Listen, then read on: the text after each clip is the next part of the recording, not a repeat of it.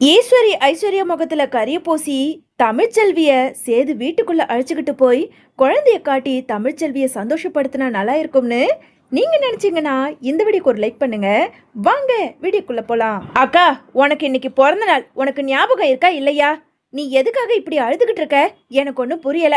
இரு, நான் போய் அம்மாச்சியை கூட்டிட்டு வரேன் அப்படின்னு சொல்லிட்டு தனு வேக வேகமா வெளியே வந்து அங்க அம்மாச்சி கிட்ட தமிழ்ச்செல்வி அழுதுகிட்டு இருக்க விஷயத்த சொல்லி அம்மாச்சிய வீட்டுக்குள்ள கூட்டிட்டு வராங்க.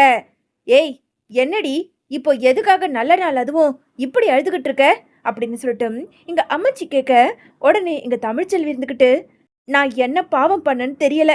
நான் பெத்தது 2 குழந்தை, 2 குழந்தையில ஒரு குழந்தை தான் இருக்கு. என்னோட அழகரை எனக்கு பார்க்கணும் போல ஆசையா இருக்கு. ஆனா இதெல்லாம் எங்க நடக்க போகுது? நான் ஏன் தான் பிறந்தேன்னு தெரியவே இல்லை இந்த உலகத்துல அப்படின்னு சொல்லிட்டு எங்க தமிழ்ச்செல்வி அழுதுகிட்டு இருக்க, உடனே அப்பத்தாவோ இதுதான் சாக்கு, எப்படியாவது தமிழ்ச்செல்வியை கூட்டிட்டு போய் அங்க சேது முன்னாடி நிப்பாட்டி சேதுவையும் தமிழ்ச்செல்வியையும் சேர்த்து வைக்கணும் அப்படின்னு ஒரு பெரிய திட்டத்தை போட்டு, அடியே தமிழு, இப்போ என்ன, நீ பெத்த புள்ள அழகரு, அந்த குழந்தைய பார்க்கறதுக்கு உனக்கு எல்லா உரிமையும் இருக்கு. இப்போ உன் குழந்தைய பார்க்கணும், அம்பிட்டு தானே, எல்லாத்தையும் நான் பார்த்துக்கிறேன். நீ முதல்ல உன்னோட மீனாட்சியை தூக்கிட்டு வா அப்படின்னு சொல்லிட்டு அப்பத்தா சொல்ல, எப்படி அம்மாச்சி, எப்படி என்னால் என் குழந்தைய பார்க்க முடியும்? அதான் வாரத்துக்கு ஒரு தடவை தான் குழந்தைய பார்க்கணும்னு சொல்லியிருக்காங்களே. ஏய் கூறு கெட்டவளே, அதெல்லாம் பஞ்சாயத்துல தான். இந்த அம்மாச்சி கிட்ட எதுவும் நடக்காது, நீ வாடி பேசாம அப்படின்னு சொல்லிட்டு இங்க தமிழ்ச்செல்வியை சமாதானப்படுத்தி மீனாட்சி குழந்தைய தூக்கிக்கிட்டு நேரா ஒரு ஆட்டோ பிடிச்சு நேரா ராஜாங்கத்தோட வீட்டுக்கு வராங்க.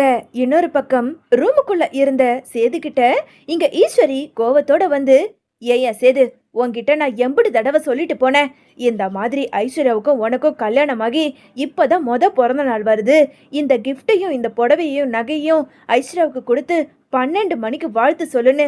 பாவம் அந்த புள்ள வந்து என்கிட்ட அவ்வளவு அழுதுச்சு, உனக்கு தெரியுமா? என்னையா இது, நீயும் அவளும் ஆசைப்பட்டு தானே கல்யாணம் பண்ணிக்கிட்டீங்க, கடைசியில பார்த்தா ஐஸ்வர்யாவோட மனசை இப்படி கஷ்டப்படுத்துறியே, இதெல்லாம் கொஞ்சம் கூட சரியில்லை சேது அப்படின்னு சொல்லிட்டு இங்க ஈஸ்வரி பேசிக்கிட்டு இருக்க, ஐயோ சின்னம்மா, அப்படியெல்லாம் இல்லை, குழந்தைய ரொம்ப நேரமா கண்முழிச்சு பார்த்துக்கிட்டு இருந்ததுனால நானுமே அசந்து தூங்கிட்டேன் சின்னம்மா, என்னை மன்னிச்சிருங்க. இப்போ என்ன, ஐஸ்வர்யா பிறந்த நாள் இதுக்குள்ள முடிஞ்சா போச்சு, இன்னைக்கு ஒரு நாள் பூரா இருக்குல்ல, அதனால இன்னைக்கு நான் எம்புட்டு அசத்துறேன், நீங்களே பாருங்க அப்படின்னு சொல்லிட்டு கருப்பை வர வச்சு ஐஸ்வர்யாவோட பிறந்த நாளை இன்னைக்கு கோலாகலமா நடத்தணும் அப்படிங்கிறதுக்காக கருப்பு கிட்ட பணத்தையும் கொடுத்து சேது ஏற்பாடு பண்ணிக்கிட்டு இருக்க. இதை தெரிஞ்சுக்கிட்ட ஐஸ்வர்யாவோ ஈஸ்வரி கிட்ட வந்து, ஆண்டி ரொம்ப தேங்க்ஸ் ஆண்டி, எனக்கு இப்படியெல்லாம் சேது மாமா எனக்கு இவ்வளவு ஹாப்பியா பண்ணுவாருன்னு நான் நினைச்சு கூட பார்க்கல, இந்த டெக்கரேஷன்லாம் பார்க்கும்போது எனக்கு எவ்வளவு சந்தோஷமா இருக்கு தெரியுமா அப்படின்னு சொல்லிட்டு ஐஸ்வர்யா பேசிக்கிட்டு இருக்க. அங்க வந்த சேதுவோ, இங்க பாரு ஐஸ்வர்யா, என்னை மன்னிச்சிரு ஐஸ்வர்யா, நேற்று குழந்தைய பார்த்துக்கிட்டதுனால தான் உன்கிட்ட பேச முடியல, உனக்காக வாங்கி வச்சிருந்த இந்த புடவைய கொடுக்க முடியல, இந்தா இந்த புடவைய நீ கட்டிக்கிட்டு சீக்கிரமா வா, கேக் வெட்டலாம் அப்படின்னு சொல்லிட்டு சேது அந்த புடவைய கொடுக்க, அதை வாங்கிக்கிட்டு எங்க ஐஸ்வர்யா ரொம்ப சந்தோஷத்தோட ரூமுக்குள்ள போய் புடவையையும் மாட்டிக்கிட்டு வெளியவும் வராங்க. வெளியே வந்த கொஞ்ச நேரத்துல இங்க சேதுவோ அங்க ஐஸ்வர்யாவுக்கு கேக்க வெட்டி அங்க குடும்பமே சந்தோஷமா இருந்துகிட்டு இருக்க. அதே நேரம் இன்னொரு பக்கம் ஆட்டோல வந்து இறங்கின அங்க அம்மாச்சி கிட்ட வசந்தா இருந்துகிட்டு, ஏமா இவ தான் சொல்றான்னு சொல்லிட்டு நீங்களும் இவளை என்னமோ அழகரை காட்டுறன்னு சொல்லி கூட்டிட்டு வந்துட்டீங்க, பெரிய வீட்டுக்கு தெரிஞ்சா பெரிய பிரச்சனை ஆயிடுமா, அதனால நாம இப்பவே இப்படியே இந்த ஆட்டோவை பிடிச்சி கிளம்பி போயிடலாம் அப்படின்னு சொல்லிட்டு இங்க வசந்தி சொல்லிக்கிட்டு இருக்க. ஏய் வசந்தி, உனக்கு கொஞ்சமாவது அறிவு இருக்கா? இவ யாரு? அந்த குழந்தைய பெத்தவளுக்கு உரிமை இருக்காதா என்ன? இன்னும் கொஞ்ச நேரத்துல வீட்டுக்குள்ள இருக்க அத்தனை பேரும் வெளியே வந்துதான் ஆகணும், குழந்தை தூக்கிட்டு வந்து காட்டிதான் ஆகணும் அப்படின்னு சொல்லிட்டு அப்பத்தா சத்தம் போட்டு பேசிக்கிட்டு இருக்கிறது கேட்டு வேக வேகமா ஈஸ்வரியும் சித்ராவும் வெளியே வராங்க. அம்மா என்னம்மா இது, ஆட்டோல வந்து குடும்பமே இறங்கியிருக்கு, வீட்டுக்குள்ள வந்துட போறாளுங்கம்மா அப்படின்னு சொல்லிட்டு சித்ரா சொல்ல, அடியே அதை எப்படிடி நான் உள்ள விட்டுடுவேன், நீ வா நாம முதல்ல வெளியே போலாம் அப்படின்னு சொல்லிட்டு வேக வேகமா எங்க சித்ராவை அழைச்சிக்கிட்டு ஈஸ்வரி வெளியே வராங்க. வெளியே வந்த ஈஸ்வரியோ அங்க அப்பத்தாவை பார்த்து, ஏன் அத்தை, உங்களுக்கு கொஞ்சமாவது அறிவு இருக்கா? சேது ஐஸ்வர்யாவை கூட உள்ள கேக்கு வெட்டி சந்தோஷமா பிறந்தனால கொண்டாடிக்கிட்டு இருக்காங்க, இது உங்களுக்கு பொறுக்கலையா? உடனே இந்த தமிழ்ச்செல்வியை கூட்டிட்டு வந்து நிப்பாட்டிட்டீங்களா? ஆமா, இப்போ இவளுக்கு என்ன வேணும்? எதுக்காக இப்படி ஒட்டுமொத்த குடும்பமா வந்து வீட்டு வாசல்ல நின்னுகிட்டு இருக்கீங்க? முதல்ல கிளம்புங்க அப்படின்னு சொல்லிட்டு இங்க ஈஸ்வரி பேச, அடியே ஈஸ்வரி கூறு கெட்டவளே, மானம் கெட்டவளே, இவ இங்க வரத்துக்கு உரிமை இல்லையா? இவ பெத்த ரத்தம் வாரிசு இந்த வீட்டுக்குள்ள இருக்கு. அப்படி இருக்கும்போது இவ இந்த வீட்டாண்ட வரக்கூடாதுன்னு உனக்கு சொல்றதுக்கு என்னடி உரிமை இருக்கு? முதல்ல நான் கூப்பிட்டேன்னு சொல்லி என் பேரன் சேதுவை வெளியே வர சொல்லு, அழகரை தூக்கிட்டு வர சொல்லு அப்படின்னு சொல்லிட்டு இங்க அப்பத்தா சொல்ல, உடனே இங்க ஈஸ்வரி இருந்துகிட்டு, அத்தை நீங்க பேசுறது கொஞ்சம் கூட சரியில்லை. ஏதோ அழகருக்கு பால் கொடுத்தது ஒத்துக்கலன்னு சொல்லி அங்க அனுப்பிவிட்டோம். இதுதான் சாக்குன்னு இங்க இவளை கூட்டிட்டு வந்து சேதுவோட சேர்த்து வச்சு அப்படியே மாமா வேலை பார்த்துட்டு போலான்னு வந்திருக்கீங்களாக்கும் அப்படின்னு சொல்லிட்டு ஈஸ்வரி பேசின பேச்சுக்கு பொறுத்துக்க முடியாத அப்பத்தாவோ அங்க ஈஸ்வரிய ஓங்கி பலார்னு அற கொடுக்குறாங்க. இப்போ நான் என்ன பேசிட்டேன்னு என்னை இப்படி கணத்துல அடிக்கிறீங்க? அடியே நீ பேசின பேச்சுக்கு உன்னை இங்கேயே வெட்டி போட்டாலும் வெட்டி போட்டுடுவேன். உன்கிட்ட பேசுறதுக்கு எனக்கு பிடிக்கல. முதல்ல போய் சேதுவை கூப்பிடு. அடியே சித்ரா, முதல்ல போய் சேதுவை கூப்பிடு அப்படின்னு சொல்லிட்டு இங்க அப்பத்தா சொல்ல விட்ட அறையில பயந்துகிட்டு சித்ரா வேக வேகமா போய் தமிழ்ச்செல்வி குழந்தைய அழைச்சிக்கிட்டு குடும்பமா வீட்டு வாசலுக்கு வந்து நின்னுகிட்டு இருக்கா அப்படிங்கிற விஷயத்த சொல்ல எல்லாருமே வெளியே வராங்க. இன்னொரு பக்கம் இங்க ஈஸ்வரியோ அங்க தமிழ்ச்செல்வி கிட்ட பேசி எப்படியாவது துரத்தி விட்டுடலாம் அப்படிங்கிறதுக்காக அங்க சும்மா இல்லாத ஈஸ்வரி தமிழ்ச்செல்வியை பார்த்து, என்ன தமிழ்ச்செல்வி, இந்த அத்தைக்கு தான் எதுவுமே தெரியல, மறந்துட்டாங்கன்னா உனக்கு எங்க போச்சு புத்தி? ஆமா, நீ தானே இந்த குடும்பமே வேணான்னு சொல்லி ஒட்டு மொத்தமா தலைய முழுகிட்டு இந்த வீட்டை விட்டு வெளியே நடந்து போன. இப்போ எந்த முகத்தை வச்சுக்கிட்டு இந்த வீட்டுக்குள்ள வரலான்னு சொல்லி உன் குழந்தைய தூக்கிட்டு வந்து இப்படி நின்னுகிட்டு இருக்க? பண உதவி வேணும்னா நீ சேதுவுக்கு ஃபோன் பண்ணா கூட உனக்கு கொடுப்பான். அப்படி இருக்கும்போது நீ எதுக்காக இங்க வந்த? உனக்கு தான் ரோஷம் அதிகமா இருக்கே அப்படின்னு சொல்லிட்டு ஈஸ்வரி பேச, உடனே இங்க தமிழ்ச்செல்வி இருந்துகிட்டு, இங்க பாருங்க, நான் ஒன்றும் இந்த வீட்டுக்குள்ள வரத்துக்காக இந்த வீட்டு வாசலுக்கு வந்து நிக்கல.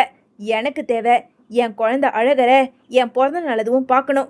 இப்போ என் குழந்தைய பார்த்து தான் ஆகணும். முதல்ல சீக்கிரம் போய் தூக்கிட்டு வர சொல்லுங்க அப்படின்னு சொல்லிட்டு தமிழ்ச்செல்வி பேச, அதே நேரம் சேது குழந்தைய தூக்காமலேயே வெளியே வராரு. சேது கூடவே வந்த ராஜாங்கம் அங்க அம்மாச்சிய பார்த்து, ஏன் அத்தா, இது உன் வீடு, எதுக்காக இப்படி வெளியவே நின்று கத்திக்கிட்டு இருக்க? என்னாச்சு, என்ன விஷயம் அப்படின்னு சொல்லிட்டு ராஜாங்கம் கேட்க, வாயா வா, குழந்தைய பெத்தவ அதான் அழகரை பார்க்கணும்னு சொல்லி வந்திருக்கா. இன்னைக்கு இவளுக்கு பிறந்த நாள், அதனால போய் கொஞ்சம் குழந்தைய தூக்கிட்டு வந்து பெத்த தாய் இந்த தமிழ்ச்செல்வி கிட்ட காட்டுங்க. ஏயா சேது, உன்கிட்ட தானே பேசிக்கிட்டு இருக்கேன், போய் முதல்ல குழந்தைய தூக்கிட்டு வா அப்படின்னு சொல்லிட்டு அம்மாச்சி சொல்ல, இதை கேட்டுக்கிட்டு இருந்த ஈஸ்வரியோ, ஏயா சேது, அதெல்லாம் ஒன்றும் குழந்தைய தூக்கிட்டு வந்து காட்ட வேண்டாம். விட்டா தினம் வந்து குழந்தைய காட்டுன்னு இதே பிரச்சனை பண்ணிக்கிட்டு இருப்பா போல இருக்கு. இந்த ஒரு நாள் நீ தூக்கிட்டு வந்து காட்டிட்டேன்னு வச்சுக்கோ, அதுக்கப்புறம் தினம் இந்த தமிழ்ச்செல்வி வீட்டு வாசலுக்கு வருவா. அதெல்லாம் ஒன்றும் வேணாம் ஐயா, நீ வா நம்ம போகலாம். ஐஸ்வர்யாவுக்கு இன்னைக்கு பிறந்த நாள். ஏன் ஐஸ்வர்யா, கேக்கு வெட்டினியா இல்லையா? வா உள்ள போகலாம் அப்படின்னு சொல்லிட்டு ஈஸ்வரி பேச, உடனே இங்க தமிழ்ச்செல்வி இருந்துக்கிட்டு, நான் என் குழந்தைய பார்க்கணும் அப்படின்னு அங்க தமிழ்ச்செல்வி சொன்னாலும், இன்னொரு பக்கம் இதை எல்லாத்தையும் பார்த்துக்கிட்டு இருந்த சாவித்திரியோ, ஏயா சேது, தமிழ்ச்செல்வி கேட்கறதுல தப்பு கிடையாதே. 1000 தான் இருந்தாலும் 10 மாசம் சுமந்து பெத்தவள, அவளுக்கு அவ பிறந்த நாள் அன்னைக்கு குழந்தைய பார்க்கணும்னு தானே தோணும். அதனால போய் குழந்தைய தூக்கிட்டு வந்து காட்டியா அப்படின்னு சொல்லிட்டு சாவித்திரி சொல்ல, இதை பார்த்துக்கிட்டு இருந்த ஈஸ்வரியோ, அத்தாச்சி என்ன அத்தாச்சி புதுசா தமிழ்ச்செல்வி பக்கம் சாஞ்சி பேசிக்கிட்டு இருக்கீங்க? சேதுவுக்கும் ஐஸ்வர்யாவுக்கும் கல்யாணமாகி இங்க சந்தோஷமா இருக்காங்க. இந்த நேரத்துல இவளை வீட்டுக்குள்ள விட்டா என்ன ஆகிறது? இங்க பாருங்க மதனி, அவ ஒன்னும் வீட்டுக்குள்ள வரன்னு சொல்லல, அழகரை தூக்கிட்டு வந்து காட்டதான் சொல்லிக்கிட்டு இருக்கா. இதுல தப்பு ஒன்றும் கிடையாதே அப்படின்னு சொல்லி மாறி மாறி சண்டை போட்டுக்கிட்டு இருக்க. அதே நேரம் இங்க மலரோ குழந்தைய தூக்கிக்கிட்டு வேக வேகமா வெளியே ஓடி வராங்க. சத்தம் போட்டு கத்திக்கிட்டே வந்த மலரை பார்த்ததும் சேது பதறி அடிச்சுக்கிட்டு ஓடி வந்து, மலரு என்னாச்சு மலரு, குழந்தைக்கு என்னாச்சு அப்படின்னு சொல்லிட்டு சேது கேட்க, தெரியல மாமா, திடீர்னு குழந்தை தூங்கிட்டே இருக்கும்போது குழந்தை வாயிலிருந்து பால் நொறையா வெளியே தள்ளிக்கிட்டு இருக்கு மாமா, சீக்கிரமா ஹாஸ்பிட்டலுக்கு தூக்கிட்டு போனோம் அப்படின்னு சொல்லிட்டு மலர் சொல்ல, உடனே எங்க சேது காரை எடுத்துக்கிட்டு வேக வேகமா வர தமிழ்ச்செல்வியோ அங்கேயே கத்தி கதறி அழ ஆரம்பிக்கிறாங்க. என் குழந்தைக்கு என்ன ஆச்சு?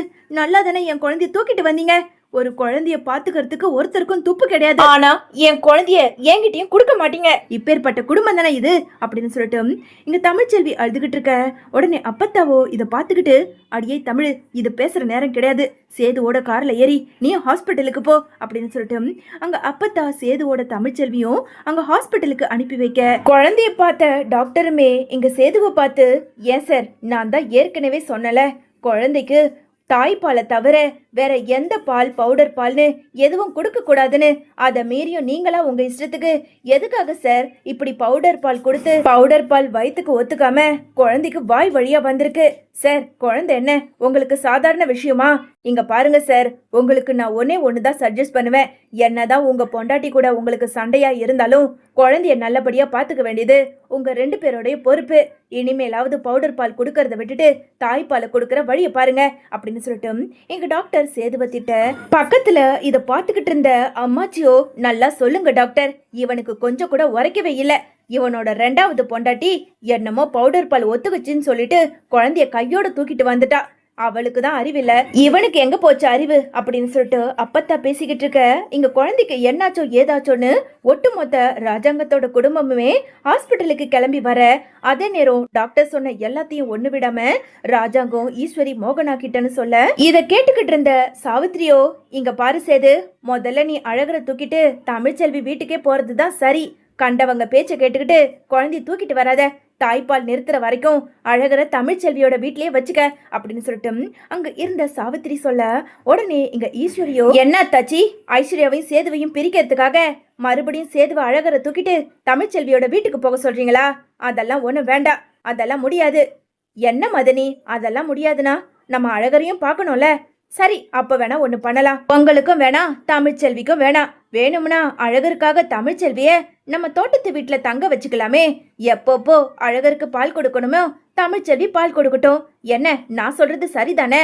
என்னம்மா, நான் சொல்றது சரிதானே அப்படின்னு சொல்லிட்டு அங்க அப்பத்தாவை பார்த்து இங்க சாவித்திரி சொல்ல, அடியே சாவித்திரி, உன் வாழ்க்கையிலே உருப்படியா ஒண்ணு பண்ணிருக்கனா அது இது ஒண்ணுதான். இங்க பாரு தமிழ்ச்செல்வி, நீ ராஜாங்கத்தோட வீட்டுக்குள்ள போக மாட்டேன்னு தானே சொல்லியிருக்க.